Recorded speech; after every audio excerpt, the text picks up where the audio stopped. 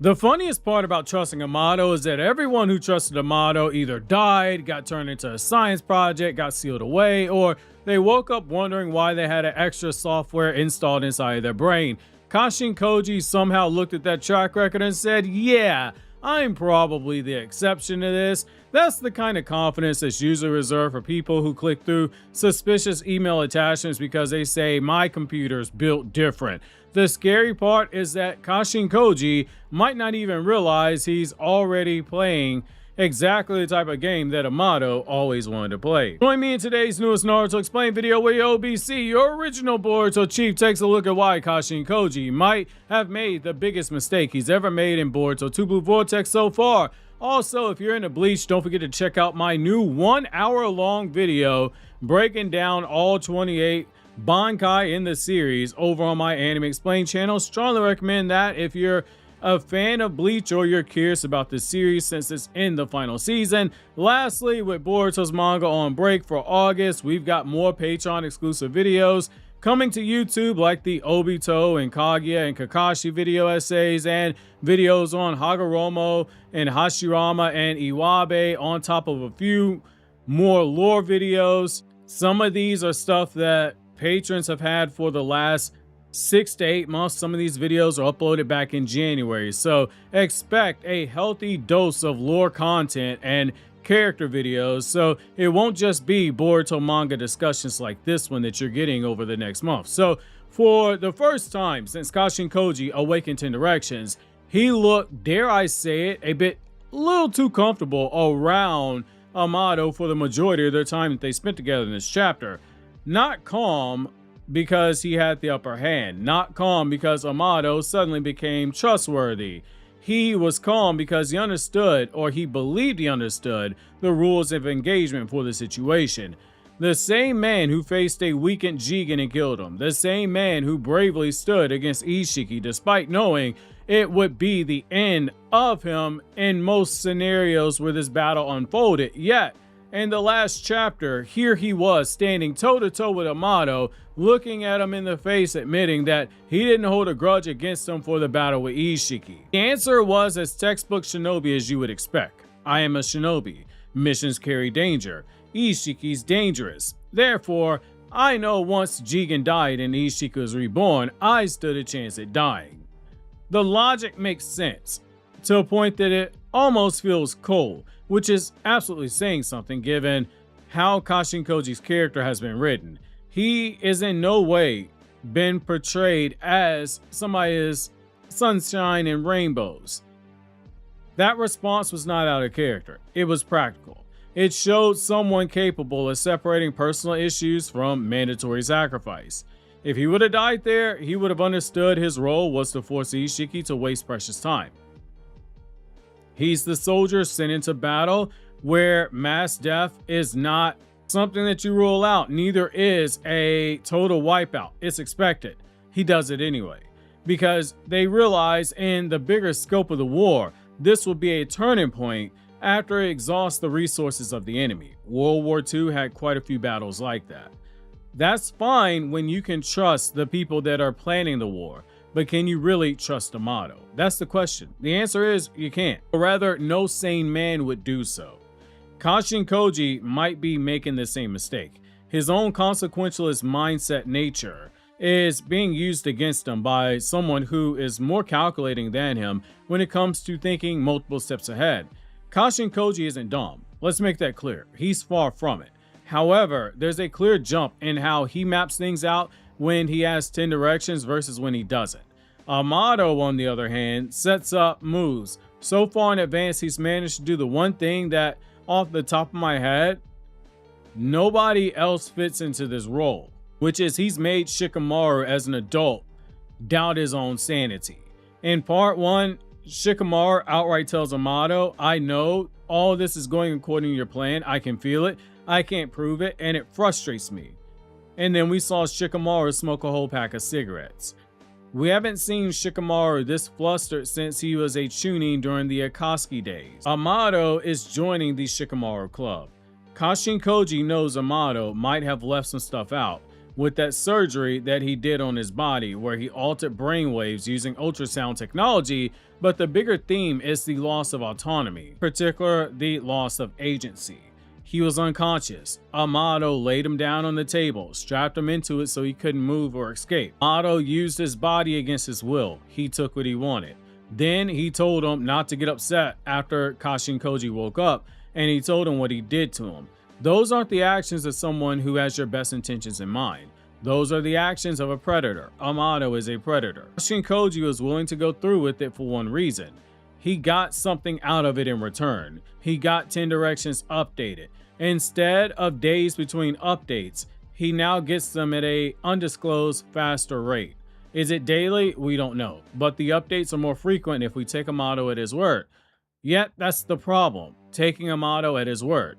It's like trusting someone who pulled off fraud of a charity and trusting them with your debit card or credit card at a casino. You're asking to be made a fool of. The problem with that line of thinking is Amado has proved continuously he doesn't believe in free help. If he helps you, he's getting something in return. And whatever he's getting in return is more valuable to him than whatever you're getting in return also. Going back to the casino example for a second, Amado's that same guy we described who defrauded the charity, took your debit card and credit card to the casino, but as a part of that deal, he keeps all of the winnings, but agrees to give you 5% of the earnings. Koji is the guy who says, well, so what if he drained my checking account, maxed out my credit card, drained my checking account so much that it auto-drafted my savings account. If he hits the jackpot, that 5% will pay back everything. Amado makes deals that will make people like Crowley or Mephisto absolutely blush when they read it in terms of the contract. And that's saying something when you know who either of those guys are. Every deal Amado makes, he comes out on top. Kawaki got the Coma seal back after Ishiki died. Amado made sure to put a shutdown code in there in case Kawaki got out of control. Delta, Amado said, you look like my daughter, you have her memories but not her personality, so I can't trust you, so here's a shutdown code. Naruto lets Amado into Konoha in exchange for information on Kara and the Otsuki and all of Amado's ninja tech advancements. You think Naruto negotiated a really good deal, and at surface level it seems like that until you realize what the fine print said. Amado ended up gaslighting Kawaki to reawaken the Karma Seal, and he started doing so as far back as when Naruto was fighting Ishiki. This ultimately led to Kawaki crashing out, sealing Naruto, and everything with omnipotence that happened after the fact. Just as Ada said in part 1, Amado makes messes. Amado comes in with the mop to clean the messes up. Amado gets credit for cleaning up the messes he made. Amado gets rewarded with the very thing he wanted the entire time. He always seems to come out on top because Amado has insurance and contingency plans. As a scientist, Amado reduces uncertainty by making sure damn near every variable leads back to him in the same way. There is no independent variable as far as Amado is concerned right now. The only thing that matters are the control variables. So going back to Kashin Koji, why would it be any different? Kashin Koji knows that Amado got one over on him to a degree.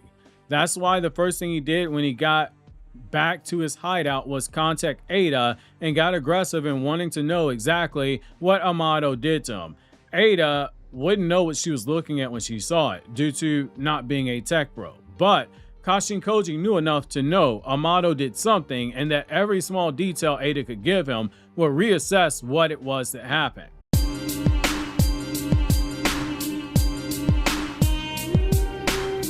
Amado's language in this chapter wasn't desperation, but it escalated.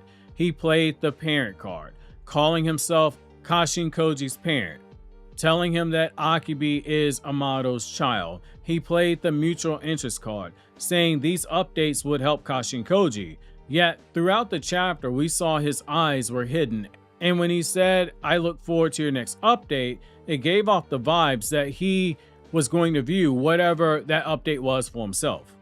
Asking Ada to verify what Amado did doesn't work in the long run. It'll be similar to before. She could see that Amado did something to Kawaki, but she didn't know what. The same way that Amado talked in this chapter to Kashin Koji made me think that he applied a form of neuroscience to Kashin Koji. Obviously with some changes, this is a fictional world, and that is to be expected. Your brain is essentially electrical software when you think about it. Boruto as a story has been playing up very heavily the technology aspect, and that's why the comparison works. Every thought you have depends on electrical activity. Groups of neurons, they communicate through all these tiny electrical impulses. When neurons fire together, they produce measurable brainwave patterns. That's what scientists and doctors measure when they use an EEG on someone. I want you to keep that in mind and remember that Kashin Koji was intentionally knocked unconscious for this procedure. There's a reason for that. Your brain has different frequencies that are linked to different states, in particular sleep, but also attention, memory, decision-making, learning, focus, even reaction speed. In this case, we need to focus on the sleep aspect. That is why Kashin Koji was unconscious. The Naruto world, particularly the Boruto era, it exaggerates science to a degree. Nobody is downloading future sight using an EEG machine in real life. But just like with some of the ninja tools and the technology, like we have the Shinobi Wear and the Bionic Ninja Tech, so the Bionic Ninja Tech being stuff like Naruto's arm, which every ninja tech in Naruto, that video will be linked in the description box. Every one of those is based on a real life concept that exists in our own world. It's just played up for fiction purposes. That means what Kashin Koji had done to his body wasn't completely fictional. There's a real life logic behind it.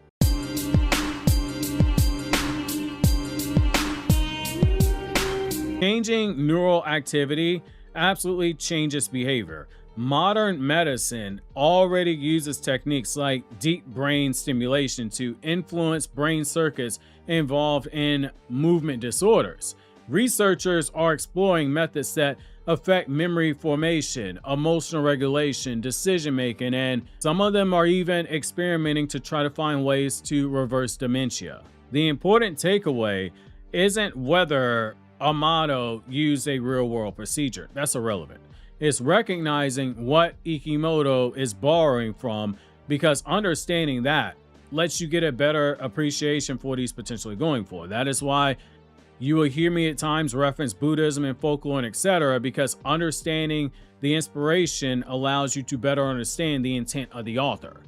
So going back to Amado, if somebody possesses enough understanding of the brain, changing electrical patterns could theoretically influence how information is processed. Information like 10 directions that happens to be in a clone that Amado turned into a cyborg whose entire body is just like Kawaki's, full of ninja tech on a cellular level.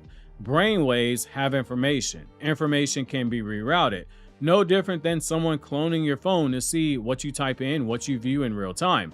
Amado said he modified Koji's brainwaves, but that's the open-ended answer, and it's open-ended enough that holding back information isn't necessarily lying. Morally, yes, but he didn't tell a lie. He just didn't tell the whole truth.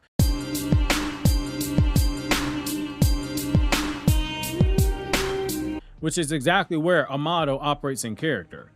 The few software engineers that I know typically all say the same thing, which is the most dangerous backdoor is the one that you never notice. The safest security flaws are the ones that users mistake for a feature. And that's what's happening here. Kashin Koji notices the benefit. 10 directions is faster. Awesome. Amado messed with my body, but look at what it got me. Sure, he might have done something else, but look at what I have right now. It's a bit short-sighted, and now with his vision of Momoshiki controlling Boruto, that conversation with Amado goes lower down the priority list. That's how things tend to happen in real life. Something unexpected pops up, and the thing you think you're going to take care of tomorrow takes a month to fix. Amado is the person who builds the security flaw into the product you buy, knowing you'll have to come by for an upgrade or fix it later on. He gets to double dip basically. If you complain, he's the guy saying, you got something amazing, so why are you complaining? That line of verbiage typically disarms people and makes them stop asking questions. It's leverage, and Amado is a character. Even when he seems like he's lost it, He's 1 or 2 moves away from regaining it. Ironically, Kashin Koji is proving Amado right without realizing it. Amado told him to his face he was too reliant on 10 directions and the information it gave him. Koji isn't going to abandon that power. He's too addicted to it, and it's a necessary power to take on Jura.